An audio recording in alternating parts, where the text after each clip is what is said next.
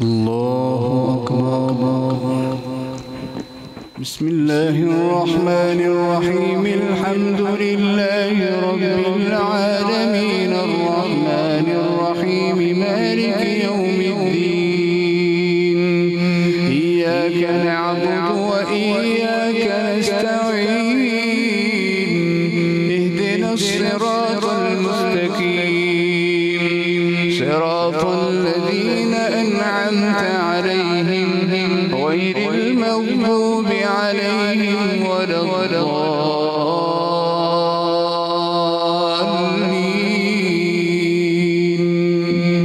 آمين. ومن الناس من يعجبك قوله في الحياة الدنيا ويشهد الله على ما في قلبه وهو ألد الخصام. وإذا تولى سعى في الأرض ليفسد فيها ويهلك الحرث والنسل والله لا يحب الفساد. وإذا قيل له اتق الله أخذته العزة بالإثم فحسبه جهنم ولبئس المهاد. ومن الناس من يشري نفسه ابتغاء مرضات الله والله رؤوف بالعباد. يا أيها الذين آمنوا ادخلوا في السلم كافة ولا تتبعوا خطوات الشيطان إنه لكم عدو مبين. فإن زللتم من بعد ما جاءتكم البينات فاعلموا أن الله عزيز حكيم. هل ينظرون إلا أن يأتيهم الله في ظلل من الغمام والملائكة وقضي الأمر وإلى الله ترجع الأمور. سل بني إسرائيل كم آتيناهم من آية بينة ومن يبدل نعمة الله من بعد ما جاءته فإن الله شديد العقاب. زين للذين كفروا الحياة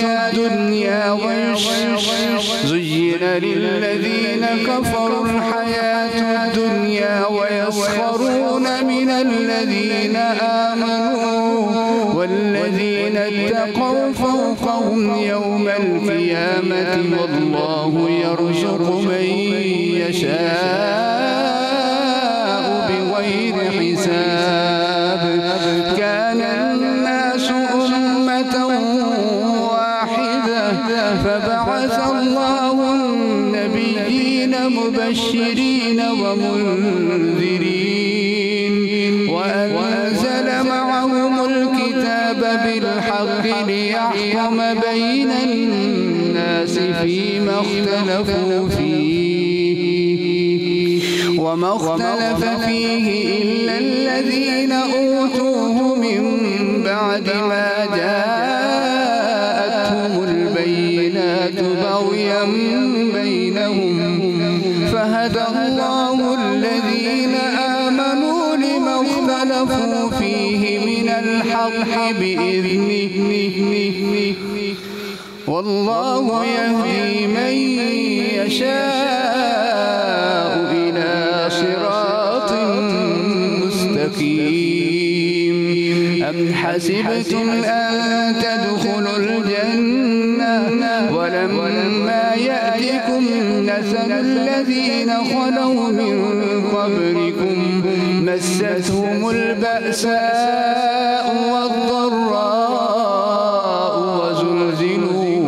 وزلزلوا حتى يقول الرسول والذين آمنوا معه متى نصر الله ألا إن نصر الله قريب.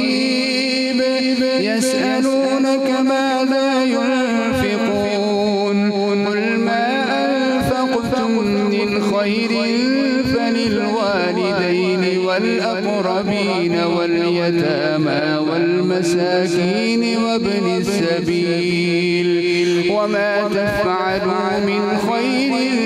فإن الله به عليم كتب عليكم القتال وهو كره لكم وعسى أن تكرهوا شيئا وهو خير لكم وعسى أن تحبوا شيئا وهو شر لكم والله يعلم وأنتم لا تعلمون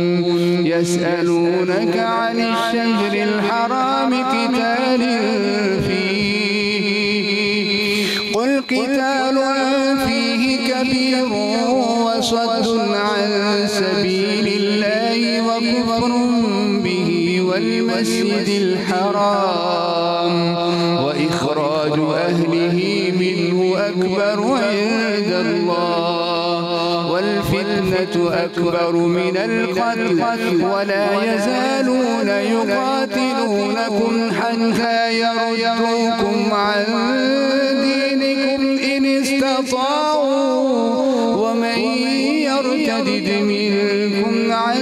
دينه فيمت وهو كافر فأولئك حبطت أعمالهم في الدنيا والآخرة وأولئك أصحاب النار هم فيها خالدون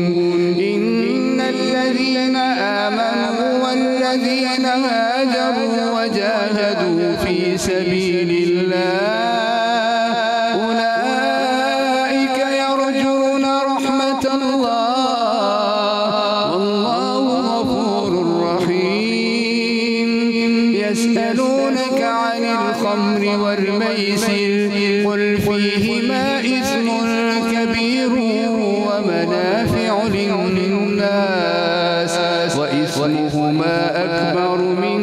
نفعهما ويسألونك ماذا ينفقون قل العفو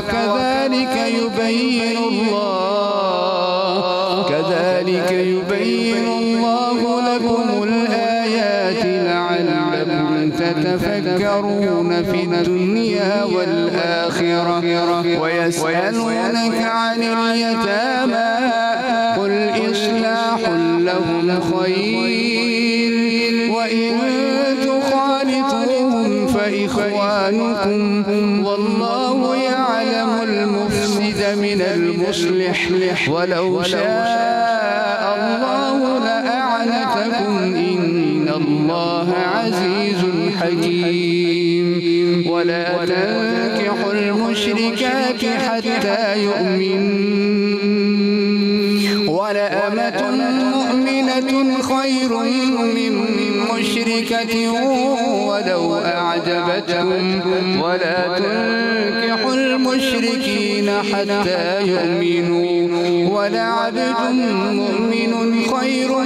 من مشرك ولو أعجبكم أولئك يدعون إلى النار والله يدعو إلى الجنة والمغفرة بإذنه ويبين آياته للناس لعلهم يتذكرون الله بسم الله الرحمن الرحيم الحمد لله رب العالمين الرحمن الرحيم مالك يوم الدين إياك نعبد وإياك نستعين اهدنا الصراط المستقيم صراط الذين أنعمت عليهم غير المغضوب عليهم ولا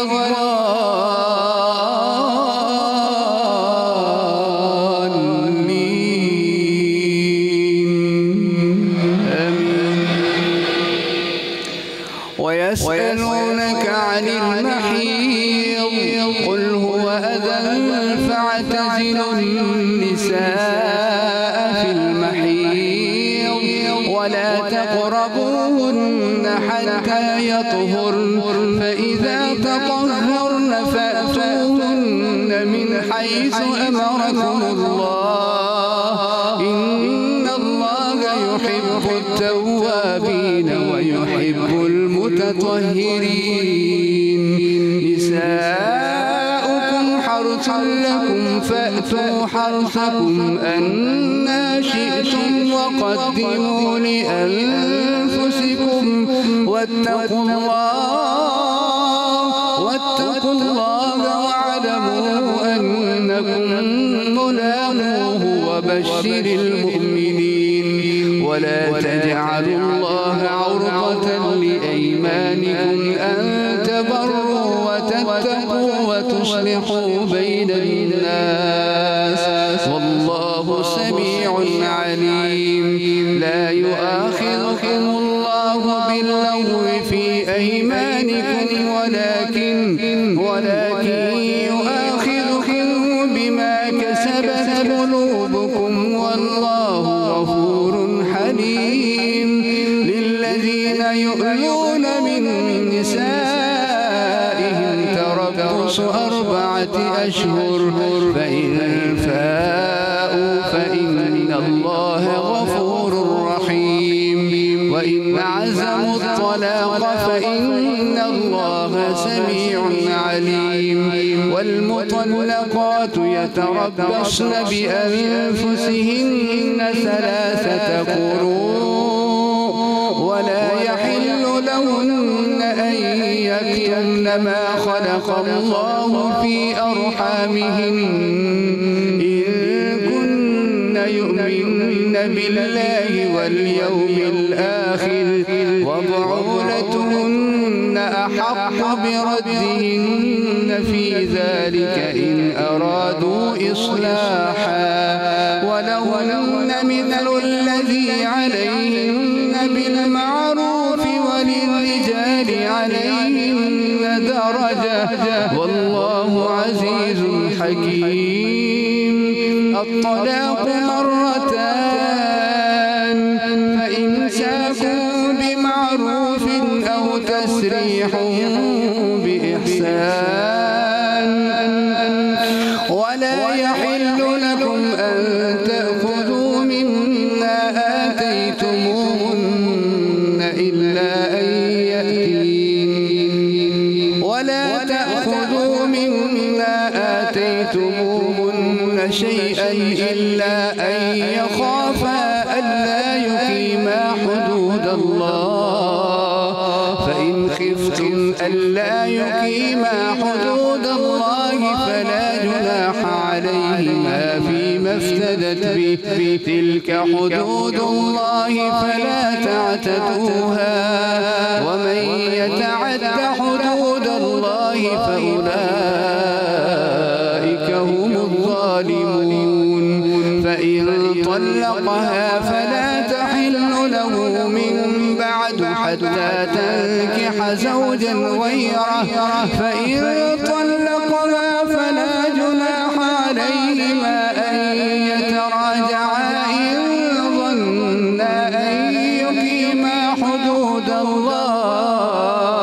وتلك حدود الله يبينها لقوم يعلمون وإذا طلقتم النساء فبلغن أجلهن فأمسكوهن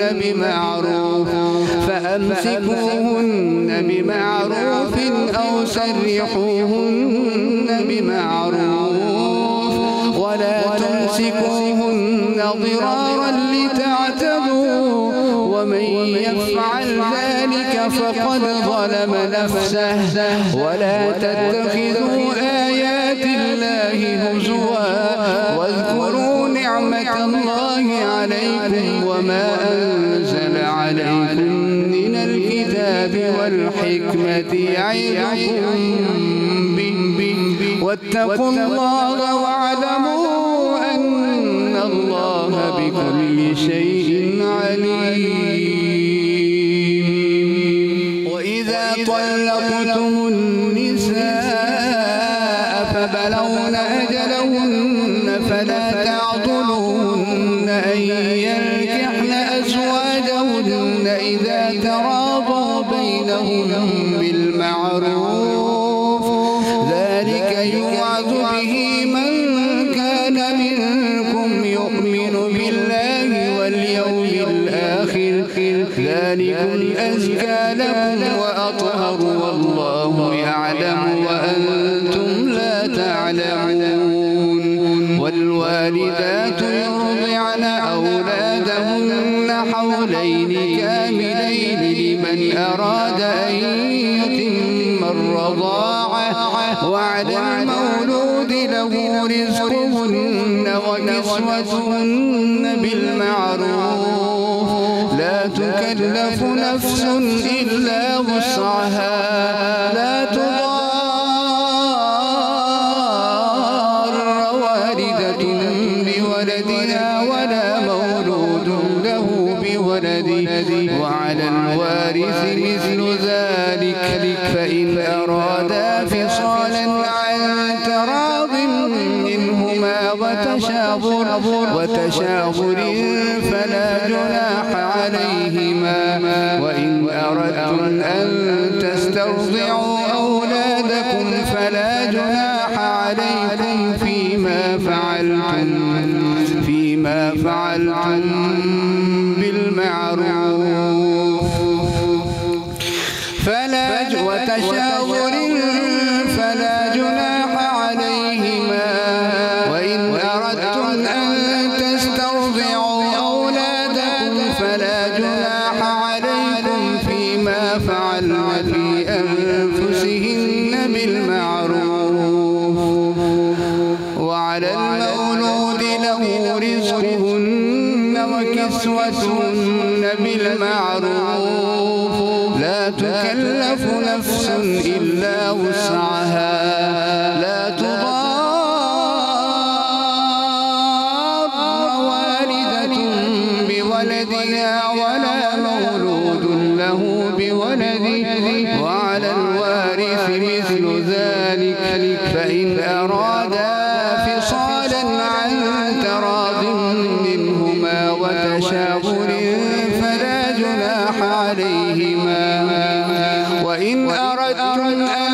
تسترضعوا أولادكم فلا جناح عليكم فيما فعلتم فلا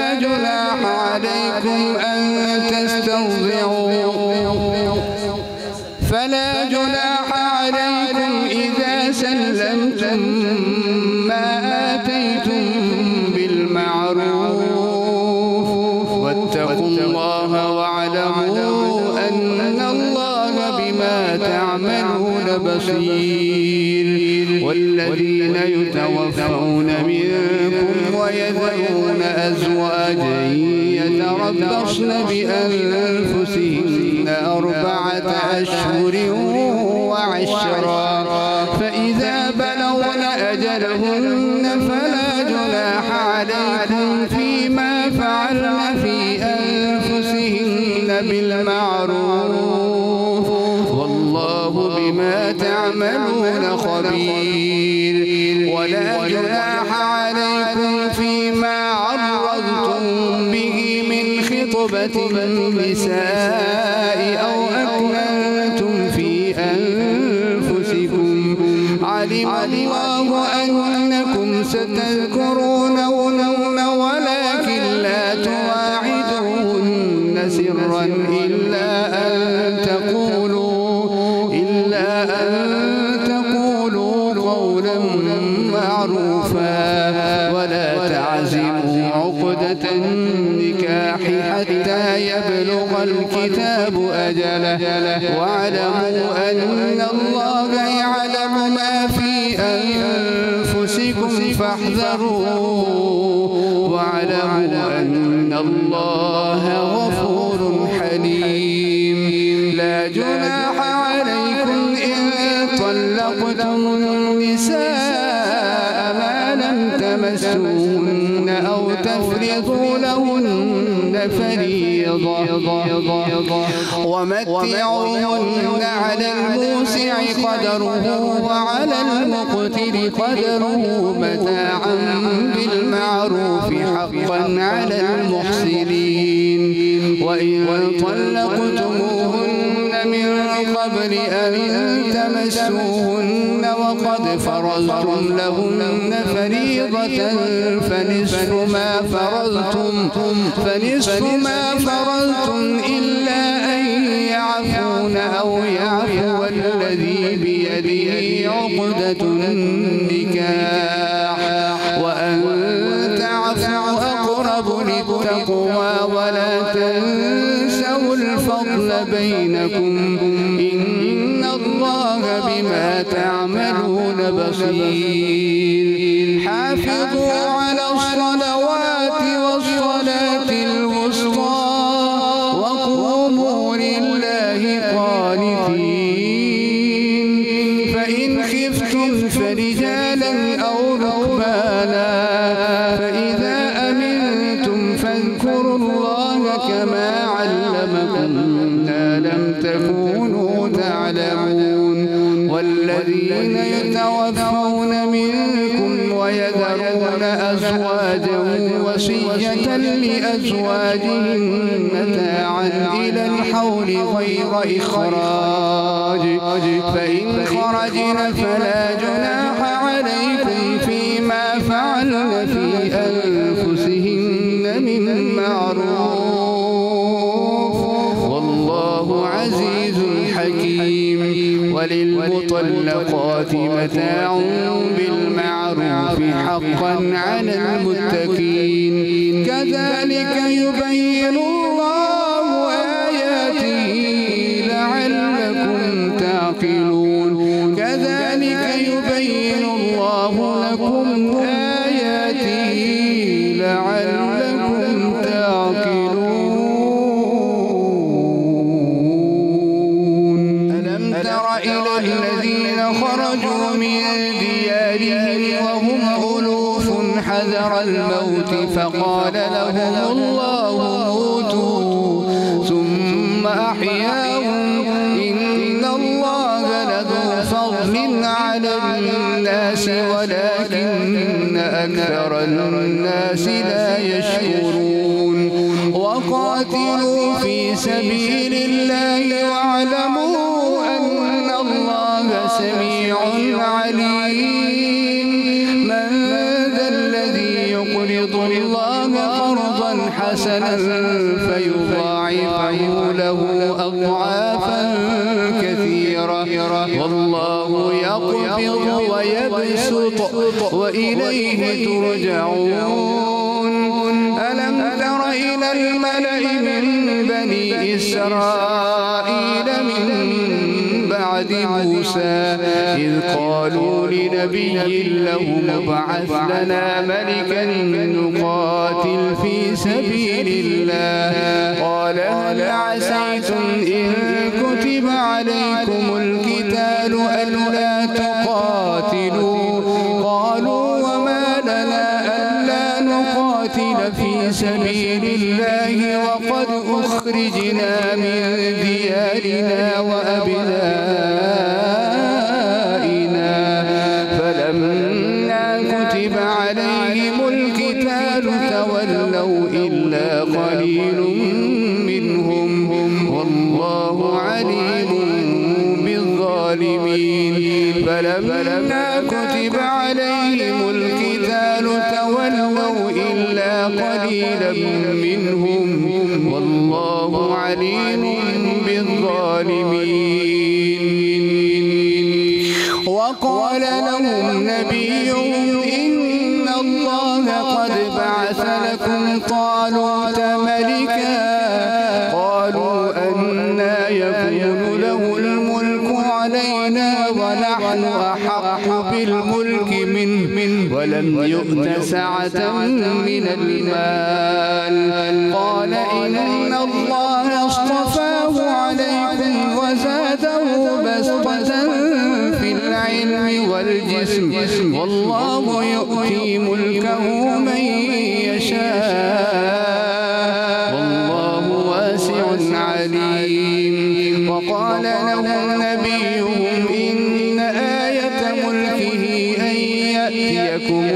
التابوت فيه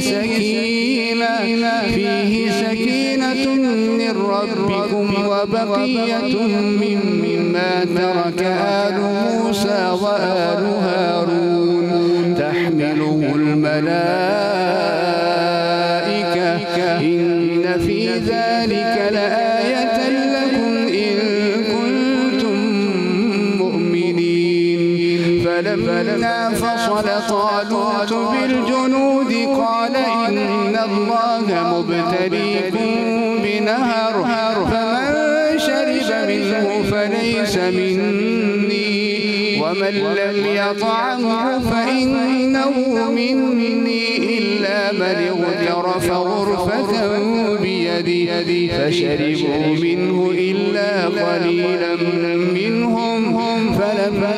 جاوزه هو والذين آمنوا معه قالوا لا طاقة لنا اليوم بجالوت وجنوده قال الذين يظنون أنهم ملاقو الله كم من فئة قليلة غلبت فئة كثيرة بإذن الله والله مع الصابرين. ولما برزوا لجالوت وجنوده قالوا ربنا أفرغ علينا صبرا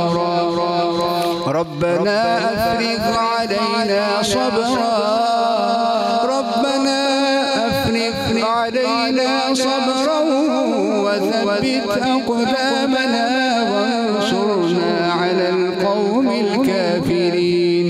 فهزموهم بإذن الله وقتل داود جالوت وآتاه الله الملك والحكمة وعلمه مما يشاء ولولا دفع الله الناس بعضهم ببعض لفسدت الأرض ولكن الله ذو فضل على العالمين. تلك آيات الله